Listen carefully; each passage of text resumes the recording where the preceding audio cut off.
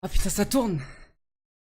Salut les mips, c'est le Rinder. Bon, bah, vu que ça tourne, on va en profiter, on va faire une petite vidéo. Et aujourd'hui, on va parler d'un nouvel animé. Et on va parler de qui? On va parler de quoi? On va parler de Hajime no Ippo. Vous l'aurez compris à l'intro, sans faire exprès bien sûr, que ça va être un animé de sport et plus précisément un animé de boxe. Alors Hajime no Ippo, il a été créé par un mangaka qui s'appelle Joeji Morikawa. Il a commencé à publier son manga en octobre 1989 dans notre fameux et tant adoré Weekly Shonen Magazine. Alors, une petite info que j'ai chopée en fouillant, c'est que notre mangaka est un grand passionné de boxe et à tel point qu'il s'est acheté un club de boxe, enfin il a racheté un club de boxe qui est assez connu au Japon et du coup il l'a customisé avec son manga Hajime no Ippo en plus de former des futurs champions de boxe. C'est quand même assez incroyable comme anecdote, mais je suis assez content de la placer ici.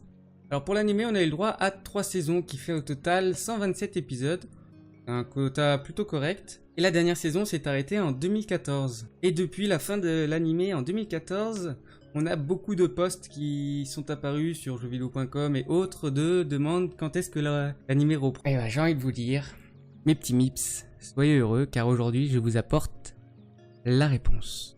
Enfin, j'aimerais vous dire ça, mais moi non plus, j'en sais absolument rien. Peut-être que demain, ils vont décider de rattaquer l'anime de Hajime no Ippo, ou ça se trouve, ils vont attendre que la fin du manga soit fait pour rattaquer l'anime. En tout cas, une chose est sûre, c'est que je désespère pas sur la suite de l'anime de Hajime no Ippo. Étant donné que le manga continue, on peut y croire et on peut espérer une suite. Alors, Hajime no Ippo, ça parle de quoi? Bon, vous avez compris, ça parle de boxe, mais plus précisément, c'est du coup l'histoire qui est tout à fait banale comme dans la plupart des mangas. C'est un jeune homme de 16 ans, lycéen, qui est introverti, qui passe son temps à aider sa mère pour le boulot donc dans un magasin de vente de bateaux de pêche, enfin de location de bateaux de pêche. Il est tout seul, du coup vu qu'il passe son temps à aider sa mère, il a pas d'amis, et en plus de ça il se fait du coup bisuter par les Kaira, les racailles un peu du lycée. Et un jour, pendant qu'il se fait raquetté, bisuté comme vous voulez par des gens de sa classe, on va avoir un boxeur qui va venir lors de son entraînement les séparer et du coup sauver Ippo. Ce boxeur du coup va le ramener dans son club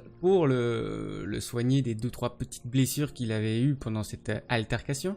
Et c'est à ce moment-là que du coup l'histoire de Ippo va commencer. Il va voir ce qu'est le monde de la boxe, il va commencer à vouloir se défendre, apprendre à boxer et il va être passionné par ce sport.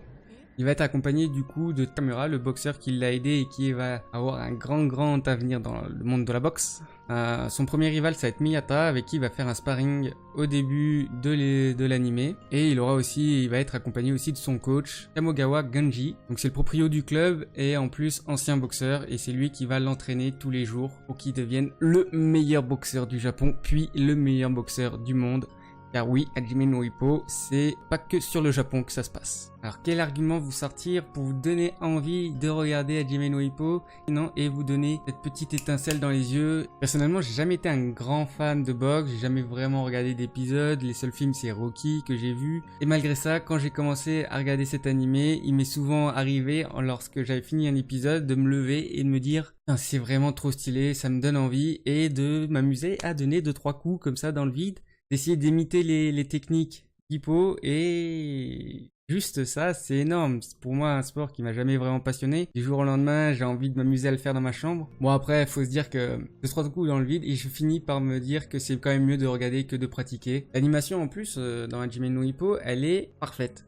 C'est-à-dire que le combat de boxe, c'est typiquement le genre de combat animé parfaitement. On a cette sensation donc de précision dans les coups, de vitesse et de puissance. Cette sensation de puissance, t'as l'impression vraiment quand ça tape, ça cogne sévère. Et c'est pas lent, c'est pas genre... c'est pas ils vont du coup essayer d'être précis, de montrer ce qui se passe dans le combat. Et on va s'ennuyer, on va avoir l'impression de voir deux limaces se battre. Non, non, c'est super rapide. Et en plus, t'as cette sensation de puissance et tu vois où les coups ils atterrissent. C'est-à-dire qu'on n'est pas là en mode ok ça se bat super vite. Un peu à la Goku parfois, où du coup ça envoie des coups dans tous les sens mais tu sais pas ce qui se passe. Non, non, là tu sais tous les coups qui partent, tu les vois où ils vont. Et en plus de ça, ça va très vite. Et pour moi c'est une animation presque parfaite. Hajime no Ippo il rassemble aussi pas mal d'humour. Comme beaucoup de mangas de sport, on a le droit à une bonne dose d'humour qui est très bien placée du coup. Et oui, pour le moment on a donc 3 saisons de Hajime no Ippo, pas la suite. Et ça peut démotiver certaines personnes à attaquer l'anime. Je vous assure, commencez-le, il vaut le coup, même si on n'a que 3 saisons et que la suite est après et en manga pour le moment. On a le droit à 3 saisons magnifiques, avec des combats magnifiques.